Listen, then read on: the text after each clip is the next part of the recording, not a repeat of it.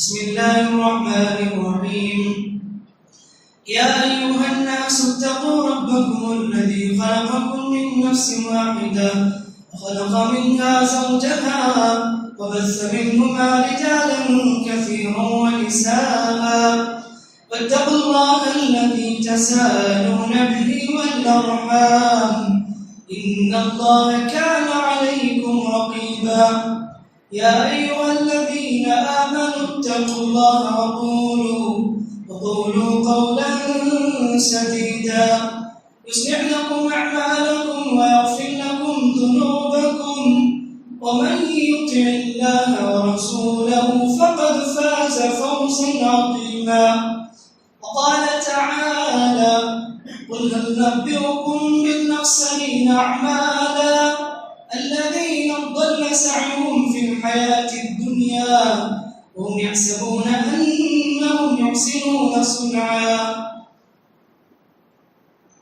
ہر قسم کی اچھی تعریفیں حمد و ثنا بزرگی کبریائی بڑائی اللہ رب العالمین کے لائق و زیبا ہے.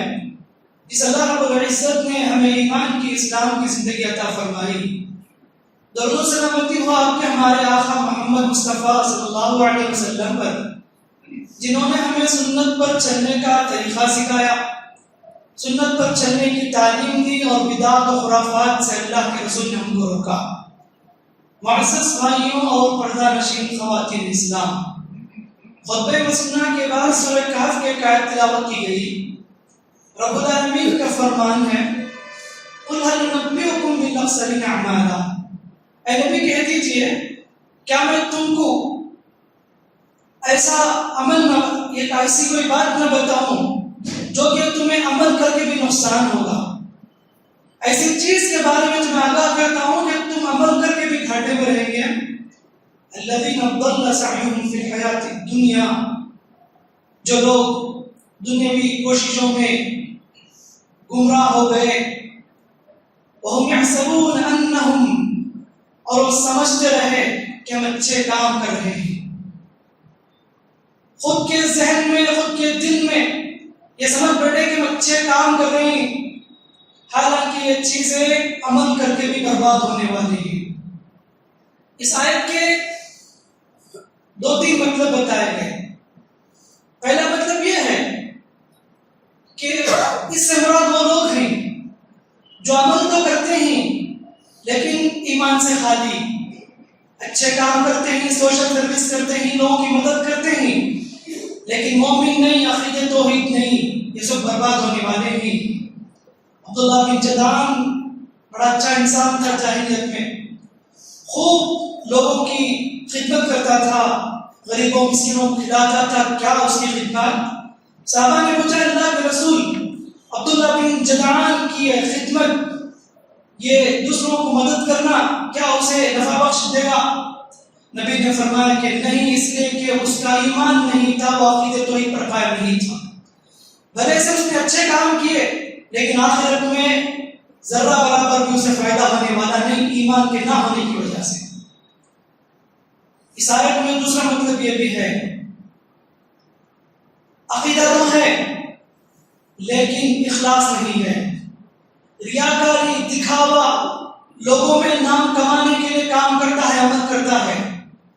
ایسے جذبے کی وجہ سے بھی عمل کر کے بھی آخرت کے دن محروم ہوگا. اور اس آیت کا تیسرا مطلب یہ بھی ہے کہ اس آیت سے مراد وہ لوگ ہیں جو ایسے عمل کرتے ہیں جو عمل کے اللہ نے نہیں بتایا, نبی صلی اللہ علیہ وسلم نے تعلیم نہیں دی, جسے ہم دوسری زبان میں بدعت و خرافات کہتے ہیں. بدعت و خرافات انجام دے کر سمجھتے ہیں کہ ہم اچھے کام کر رہے ہیں, یہ دین کا کام ہے, جنت کو لے جانے والا کام ہے, لیکن قرآن کہتا ہے بالأخسرین اعمالا, پورے عمل گھاٹے میں جائیں گے, برباد ہو جائیں گے, رتی برابر بھی فائدہ نہیں ہوگا ان کو, بھلے سے وہ سمجھتے ہیں کہ ہم اچھے کام کیے ہیں. تو بھائیوں, بدعتی انسان بدعت و خرافات کر کے اپنا وقت لگاتا ہے, پیسے لگاتا ہے, محنت لگاتا ہے, خون پسینہ بہاتا ہے, کوششیں کرتا ہے, پوری زندگی وقف کر دیتا ہے اس عمل کے لیے, حالانکہ وہ عمل نبی صلی اللہ علیہ وسلم کا طریقہ نہیں ہوتا, سنت کے مطابق وہ عمل نہیں ہوتا. اس لیے اللہ تعالیٰ ان سارے عمل کو قیامت دن برباد کر دے گا. بھلے سے اس نے نماز پڑھی ہو، روزے رکھے ہو، جو بھی کیے ہو، لیکن اس میں بدعات شمار کر دیا، بدعت و خرافات پر عمل کرتا رہا سنت سے بچ کر، وہ سب عمل برباد ہونے والے ہیں۔ اس آیت میں اللہ تعالیٰ نے اس کو اشارہ دے دیا ہے۔ اسی لیے اس آیت میں ہمیں یہ تعلیم دی گئی، ہمیں آگاہ کیا گیا کہ جتنا اللہ کے نبی صلی اللہ علیہ وسلم نے تم لوگوں کو احکامات دیے ہیں اتنا ہی عمل کرو۔ اپنی مرضی سے خود سے کوئی بھی نئی چیز ایجاد کر کے آخرت کو برباد مت کر لو، اللہ کے نبی صلی اللہ علیہ وسلم کو ناراض مت کر لو حشر کے میدان میں۔ یہ قرآن حدیث کی تعلیم دی گئی۔ بھائیوں، بدعت و خرافات جب آتا ہے انسان کی زندگی میں، یہ سارے بدعت و خرافات، تو ایسے میں دین کی شکل بدل کر جاتی ہے۔ بدعت سے کتنے نقصانات ہیں، لوگ آج معمولی سمجھ بیٹھے ہیں۔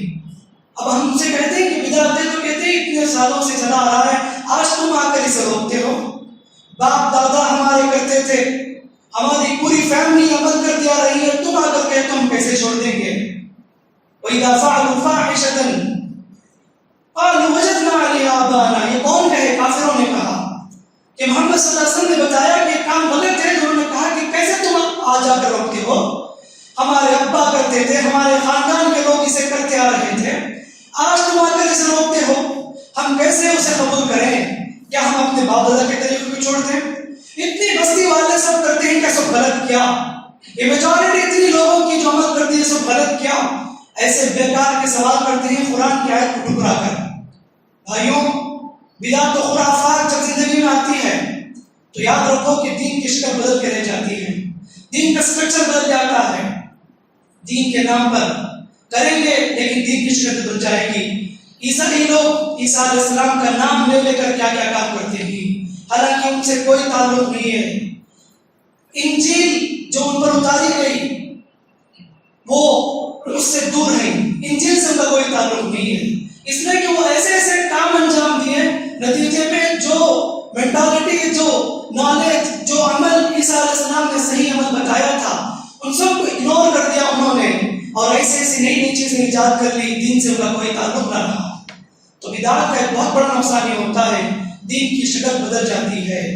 بدعت کا نقصان یہ بھی ہوتا ہے کہ بدعتی انسان عجیب ہوتا ہے، جو نہیں کرنا ہے وہ اسراف سے کرے گا، جو کرنا ہے اسے چھوڑ دے گا۔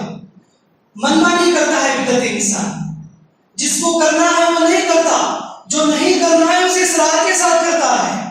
سورہ فاتحہ پڑھنے کی تعلیم دی نماز میں، کہا کہ لا صلاۃ لمن لم یقرأ بفاتحۃ الکتاب۔ فرض نماز ہو، نفل نماز ہو، امام کے ساتھ ہو، وتر نماز ہو، تہجد نماز ہو، تراویح نماز ہو، اشراق نماز ہو، کوئی بھی نماز کیوں نہ ہو، جس رکعت میں سورہ فاتحہ نہیں پڑھی گئی، امام ہو، مصلی ہو، مقتدی کوئی بھی ہو، جس رکعت میں سورہ فاتحہ نہیں پڑھی گئی وہ نماز نہیں ہوتی، وہ رکعت نہیں ہوتی۔ اللہ کے نبی صلی اللہ علیہ وسلم نے صاف کہا ہے۔ اب یہ بات کہی جاتی ہے 1000 دلائل پیش کرو نہیں مانیں گے، وہی کھانے کے سامنے، مٹھائیوں کے سامنے فاتحہ پڑھ کے شروع کریں گے، جہاں پڑھنا وہ نہیں پڑھتے، جہاں نہیں پڑھنا وہ اصرار کے ساتھ پڑھیں گے۔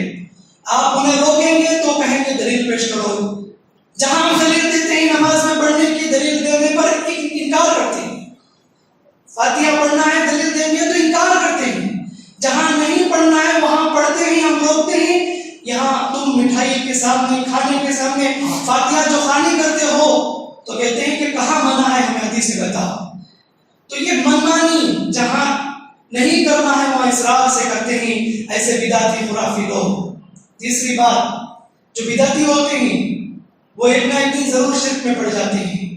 آج تمہاری نظروں کے سامنے کوئی بدعت و خرافات کرتا ہے، وہ دن دور نہیں کہ وہ شرک کا کام کر رہا ہوگا۔ مزاروں کے پاس جاتے ہیں بہت سے لوگ، پوچھتے ہیں کیوں؟ ہم تو اللہ سے مانتے ہیں، بس ایک زیارت ہو جاتی ہے، کیا نیک لوگوں کی زیارت کرنا غلط کیا؟ ایسے سوالات کر کے سامنے والے خاموش کرا دیتے ہیں۔ جاتا ہے وہاں پر مزار پر، درگاہوں میں، قبروں کے پاس، اور یہ سمجھتا ہے کہ میں اللہ سے مانتا ہوں، لیکن شیطان اسے ایک نہ ایک دن ضرور اس اسٹیج پر لاتا ہے کہ وہ مزاروں کو سجدہ کر رہا ہوتا ہے۔ کتنے لوگ ایسے ہیں، اللہ حفاظت کرے، عقیدۃ توحید میں تھے کہ صدر ایمان ان سے چھین گیا، وہ مزاروں کے ہو کر رہ گئے، جو مسجدوں میں آ کے سجدہ کرتے تھے، رب العالمین کے سامنے اپنی پیشانی ٹیکتے تھے، وہ مزاروں میں قبروں کے پاس جا کر پیشانی ٹھیک رہے ہیں، تو بدعتی ضرور ایک دن مشرک بھی بن سکتا ہے۔ نوح علیہ السلام کے زمانے میں کیسے شرک پھیلا؟ دنیا میں شرک پہلی قوم ہے جس میں شرک پھیلی تھی۔ سورہ نوح میں اللہ تعالیٰ نے نیک لوگوں کا ذکر کیا، ود، سواع، یغوث، یعوق، نصر، یہ سب نیک لوگ تھے۔ شیطان نے ان کے انتقال کے بعد ان کے بچوں کے پاس جا کر کہا یہ تمہارے قوم کے بڑے نیک لوگ تھے، تمہیں نہیں بھولنا اسے، تمہیں چاہیے کہ ان کی تصویر بناؤ، ان کے اسٹیچو بناؤ، ان کے پکچر بنا دو تاکہ آپ کے ذہن میں یاد رکھے اتنے نیک لوگ تھے۔ تو ویسے انہوں نے کیا کہ باقاعدہ ان کے اسٹیچو بنائے، عبادت تو اللہ کی کرتے تھے لیکن یاد کے طور پر ان لوگوں کو رکھے تھے۔ یہ جنریشن چلی گئی، دوسری نسل آئی تو شیطان سے کہا کہ تمہارے بڑے لوگ ان کی پوجا کرتے تھے، تم کیوں نہیں کرتے؟ باقاعدہ اس کے بعد ان کی پوجا ہونے لگی، مندریں بنانے لگے، اسٹیچو بنانے لگے، بدھ کے نام سے ان کی پوجا ہونے لگی۔ تھا تو عمل شروع میں بدعت، جو پہلی جنریشن بنائی تھی، پکچر بنائی تھی، فوٹو بنائے تھے، وہ بدعت۔ آنے والی نسل اسے شرک کے انداز میں پیش کیا اور وہ مشرک ہو گئے۔ تو یاد رکھو آج کا بدعتی کل کے دن مشرک بن سکتا ہے، شرک میں پڑ سکتا ہے۔ یہ بدعت کا بہت بڑا نقصان ہے۔ بھائیوں، بدعتی کو جلدی توبہ کی توفیق نہیں ملتی۔ ایک ڈاکو کو توبہ کی توفیق مل سکتی ہے، ایک چور توبہ کر لے سکتا ہے، ایک زانی زنا سے رک کر توبہ کر لے سکتا ہے، ایک شرابی شراب کو چھوڑ کر توبہ کر لے سکتا ہے، لیکن بدعتی کو جلدی توبہ کی توفیق نہیں ملتی۔ کیوں؟ اس لیے کہ ایک شرابی شراب کو غلط سمجھ کر پیتا ہے، اسے معلوم ہے غلط ہے لیکن پھر بھی پیتا ہے۔ ایک زانی زنا کو غلط سمجھ کر کرتا ہے، ایک چور چوری کو غلط سمجھ کر کرتا ہے، اسے احساس ہے غلط ہے، ایک نہ ایک دن سدھرنے کی امید ہے، لیکن بدعتی کے سدھرنے کی امید نہیں ہے۔ کیوں؟ اس لیے کہ وہ اپنے اس عمل کو احساس سمجھ کر کرتا ہے، اسے غلط ہی نہیں احساس کرتا، اسے کہاں سے توبہ کی توفیق ہوگی؟ تو اسی لیے اللہ تعالیٰ اسے توبہ کی توفیق چھین لیتا ہے۔ دنیا میں رسوائی ہے، بدعتی کی عزت کرنے والا بھی ملعون ہے، لعنت ہے۔ اللہ کے نبی صلی اللہ علیہ وسلم نے بتایا، اللہ اکبر، نبی نے فرمایا کہ تم میرے بعد ایسے ایسے عمل دیکھیں گے جو دین میں نئی نئی بدعت ایجاد کیے ہوں گے۔ ومن جاہدہم بیدہ فهو مؤمن، ومن جاہدہم بلسانہ فهو مؤمن، ومن جاہدہم بقلبہ فهو مؤمن۔ ایسے بدعت و خرافات کو دیکھے تو زبان سے روکتا ہے تو مومن ہے، ہاتھ سے روکتا ہے تو بھی جہاد ہے، دل میں اسے برا سمجھتا ہے تو بھی جہاد ہے۔ بدعت و خرافات کو دیکھ کر بھی محلے والے گاؤں والے خاموش رہے، اگر علماء بھی بدعت کو دیکھ کر خاموش رہے تو بہت بڑے پاپی ہیں، وہ مجرم ہیں۔ نبی نے فرمایا جو انہیں روکے گا یہ بہت بڑا جہاد ہے۔ ہماری ذمہ داری بنتی ہے کہ جب تک سانس باقی ہے جسم میں بدعت و خرافات کو روکنا ہے۔ اس سلسلے میں کوئی کمپرومائز نہیں ہے۔ کل بدعت ضلالہ وکل ضلالۃ فی النار۔ نبی بار بار ڈرتے تھے اس معاملے میں، منبر پر جب چھڑتے تھے تب کہتے تھے کل بدعت ضلالہ، ہر بدعت گمراہی ہے اور گمراہی جہنم تک لے جاتی ہے۔ حشر کے میدان میں حوض کوثر سے محروم ہو جائیں گے بدعتی لوگ۔ حوض کوثر کا پانی ایک گھونٹ بھی پی لے کبھی پیاس نہیں لگے گی۔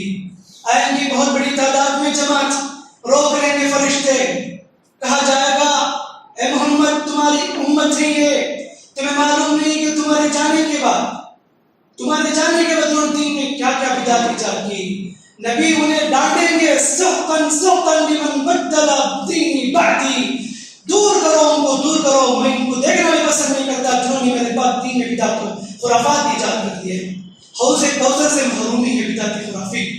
تو اسی لیے بھائیوں بتانا یہ ہے کہ تھوڑا سا بھی عمل کرو، سنت کے مطابق کر لیے بیڑا پار ہو جائے گا انشاءاللہ۔ زیادہ عمل کیے لیکن اس میں نبی کا طریقہ نہیں، باپ دادا کا طریقہ ہے، خاندان کا طریقہ ہے، فلاں بزرگ کا طریقہ ہے، فلاں امام کا طریقہ ہے، فلاں ولی کا طریقہ ہے، فلاں کا طریقہ ہے، وہ سب طریقے بیکار ہیں۔ خیر الہدی ہدی محمد صلی اللہ علیہ وسلم، سب سے بہترین طریقہ نبی کریم صلی اللہ علیہ وسلم کا طریقہ ہے۔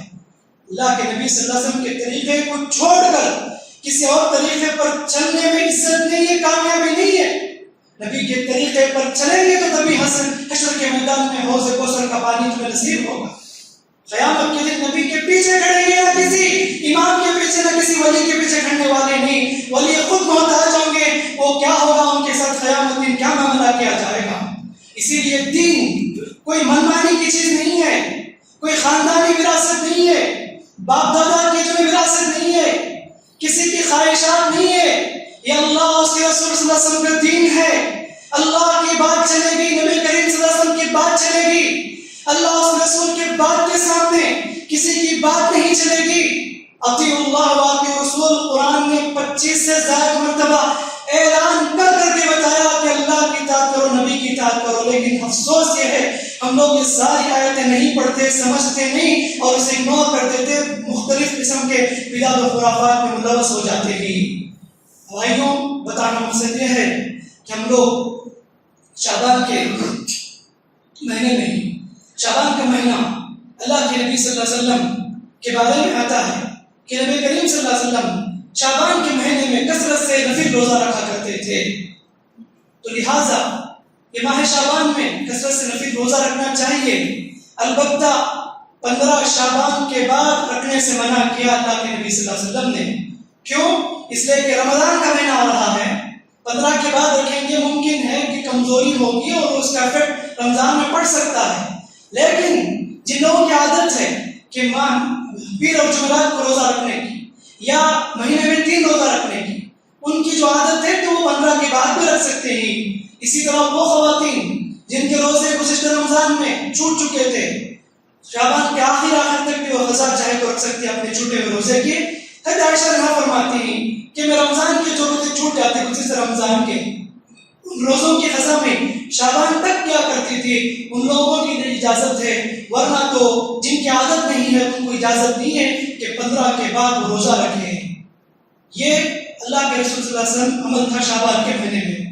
لیکن افسوس یہ ہے کہ امت کی میجورٹی ایسی ہے کہ دین سے ناواقفیت کی وجہ سے، یا نہیں تو وہ لوگ جو صرف دین میں بدعت و خرافات پھیلانے کی خواہش مند ہیں، انہوں نے اس شعبان کے مہینے میں بہت کچھ بدعت و خرافات پر انجام دیا اور اس سلسلے کو آگے بھی بڑھا رہے ہیں۔ 15 شعبان کی مناسبت سے لوگ کیا کیا بدعت ایجاد کرتے ہیں، اللہ ہدایت دے انہیں۔ 15 تاریخ کی رات کو جاگنا، تہجد کا اہتمام کرنا، مسجدوں کو سنگارنا سوارنا، بیانات کا اہتمام کرنا، لوگوں کو بٹھا کر دعا کرانا، ذکر کی مجلس قائم کرنا، نصیحت کی محفل قائم کرنا، جس طرح سے شب قدر میں لوگ جاگتے ہیں ویسے مسجدوں کو لوگوں میں جگانا، یہ نہ اللہ کے رسول سے ثابت ہے نہ صحابہ سے ثابت ہے۔ اللہ کے نبی صلی اللہ علیہ وسلم پوری زندگی میں کبھی ایسا نہیں اہتمام کیے، نہ ابو بکر، عمر، عثمان، علی رضوان اجمعین کیے، نہ ہی کوئی صحابی، نہ ہی کوئی امام، خواہ امام ابو حنیفہ رحمۃ اللہ علیہ ہو، امام مالک رحمۃ اللہ علیہ ہو، امام شافعی رحمۃ اللہ علیہ ہو، امام احمد بن حنبل رحمۃ اللہ علیہ ہو، اسی طرح محدثین کی بات کہی جائے، امام بخاری ہو، امام مسلم، امام ترمذی، امام نسائی، ابن ماجہ، ابن عبد الرزاق، جتنے بھی محدثین ہیں، کہیں بھی ہمیں یہ نہیں ملتی قرون مفضلہ میں جو پرانے دور ہیں، نبی کے زمانے کی بات کہیں یہ چیز نہیں ملتی۔ معلوم یہ ہوا کہ سب بات کی ایجادات ہیں، باقاعدہ اسرار کا اہتمام کیا جاتا ہے۔ اللہ کے رسول نے فضیلت والے جمعہ کے دن میں تہجد پڑھنے سے منع کیا، کہا کہ کوئی آدمی خاص کر کے جمعہ کے دن روزہ نہ رکھے، حالانکہ فضیلت کا دن ہے، اگر ہوتا تو نبی حکم دیتے تہجد پڑھنے کا۔ فضیلت والا دن جمعہ کے دن کو تہجد پڑھنے سے منع کیا۔ جو آدمی ہر دن پڑھتا ہے تو جمعہ کے دن پڑھ سکتا ہے، لیکن پرٹیکولر خاص دن کر کے تہجد پڑھنا جمعہ کے دن نبی نے منع کیا۔ خاص دن روزہ رکھنا جمعہ کے دن نبی نے منع کیا۔ کیوں؟ خاص کرنے کا اختیار ہمارے پاس نہیں ہے، نبی جتنا بولیں گے اتنا ہی کریں گے ہم لوگ 15 شعبان کو روزہ رکھتے ہیں، حالانکہ نہ نبی سے ثابت ہے نہ ہی صحابہ نے اس کا حکم دیا۔ اور یہ حدیث پیش کی جاتی ہے، حضرت علی کو نبی حکم دیتے تھے، اے علی 15 شعبان سے پہلے اور اس کے بعد میں اس کے بیچ میں روزہ رکھا کرو۔ یہ اپنی طرف سے بنا کے نعوذ باللہ نبی کی طرف منسوخ کر دیا۔ جھوٹی باتیں، جھوٹی روایتیں لوگوں میں پیش کیا جاتا ہے۔ تو یہ 15 شعبان کی کتنے بدعت و خرافات تھیں، عید کے طور پر لوگ اسے مناتے ہیں، نئے نئے کپڑے پہننا، یہ سب کیا معلوم، بس پیٹ کاٹنے کے علاوہ کچھ نہیں ہے۔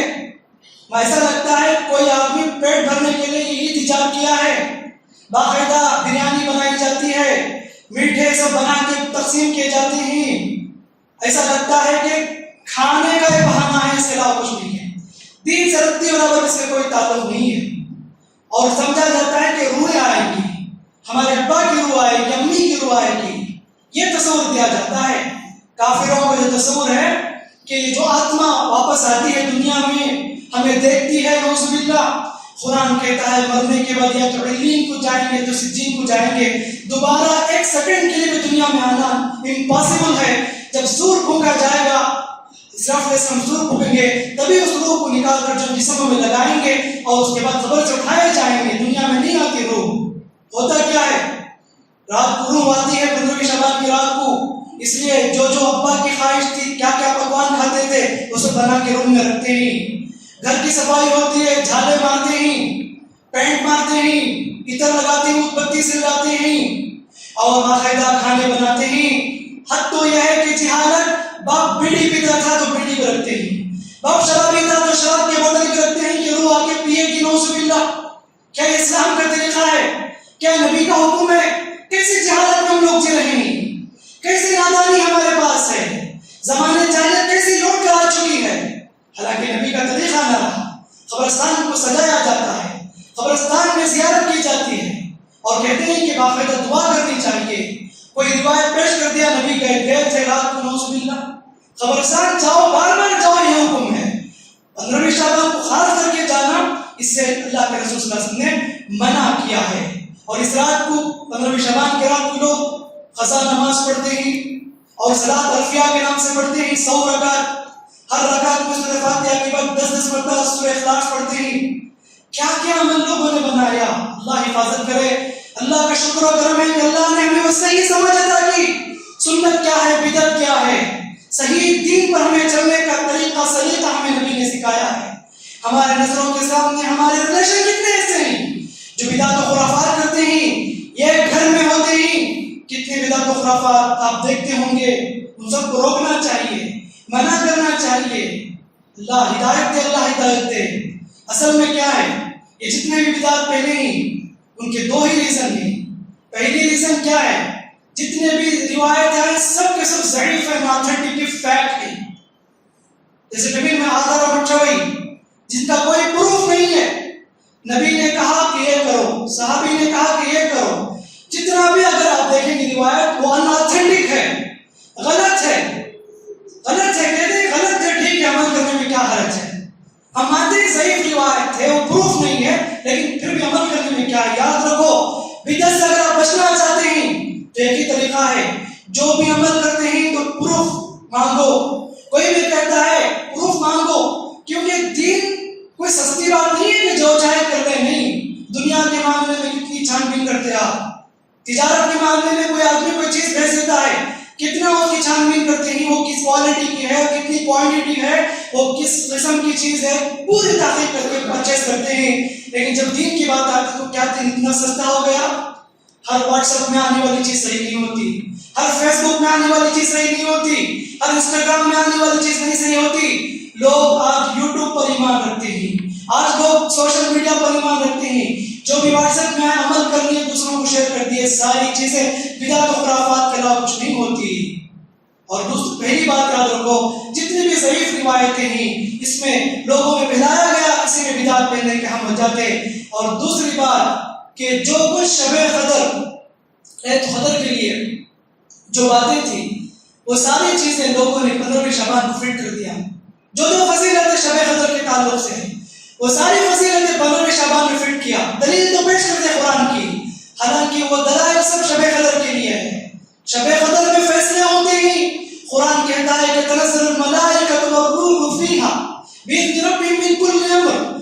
شب قدر میں فرشتے اترتے ہیں، جبریل اترتے ہیں، اور اس رات تقدیر کے فیصلے ہوتے ہیں، ہر قسم کے فیصلے ہوتے ہیں۔ سورۃ دخان میں ہے حامیم والکتاب المبین انا انزلناہ فی لیلۃ مبارکہ انا کنا منذرین فیہا یفرح کل امر حکیم۔ ہم نے اس قرآن کو اتارا مبارک رات میں، اور اسی رات میں لوگ ہیں جن مسجد میں بیان رکھے جاتے ہیں، آج سن کر دیکھو وہ آیت جو شب قدر کی آیت ہے وہی پیش کر کے لوگ گمراہ کریں گے، آیت 15 شعبان قرآن میں ہے، نوٹ کر لو، وہی آیت پڑھیں گے شب قدر میں بھی یہ شب قدر ہے۔ یہ لوگوں کو گمراہ کرنے کے بہت سے راستے ہیں، اسی لیے کہتا ہوں کہ دلیل تو پیش کریں گے، لیکن جو فضیلتیں جو احکامات شب قدر کے ہیں لوگوں نے اسے اٹھا کر 15 شعبان میں فٹ کر دیا۔ اسی لیے بتانا مسئلہ میرے بھائیوں، عمل کرو لیکن صحیح عمل کرو، صحیح عمل کرو، ایسی چیزوں میں پڑھ کر اپنے آخرت کو برباد مت کرو۔ لیکن ہمارا کام صرف بولنا ہوتا ہے، بتانا ہوتا ہے، اللہ ہدایت دینے والا، اللہ توفیق دینے والا۔ اب بس لوگ ایسے بھی ہیں کہ 1000 بول کر بھی لوگ نہیں سنتے، ہمارا کام صرف بتانا ہے، سدھرنے والا سدھرتا ہے، نہیں سدھرنے والا نہیں سدھرتا۔ اللہ کی توفیق سے ہی صحیح راستے پہ آئیں گے، ہمارے بولنے سے کیا ہے، جب تک اللہ کی مرضی نہیں، اللہ کی توفیق نہیں، اس وقت تک ہدایت نہیں ملتی۔ ہدایت ہمارے